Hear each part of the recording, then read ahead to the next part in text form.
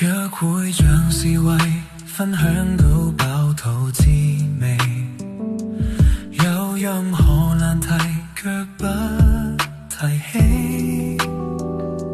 這若是浪漫，我怎麼覺得就快分離？未哭過，但眼影閃得更豔美。我是誰情人，你始終也是你。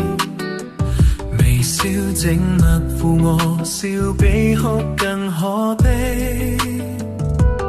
就算怎開心皺着眉，儘管緊緊抱得穩你，兩臂卻分得開我共你。無言的親親親侵着我心，仍寧願親口講你累得很。如除我以外在你心，還多出一個人，你瞞住我，我亦瞞住我，太合身。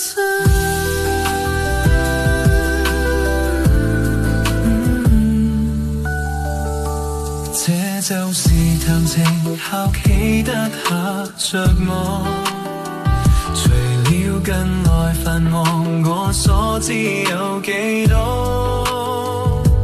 若叫哭不哭訴，為何大家爭吵鬥嘴好過，勝過笑不出聲抱着我？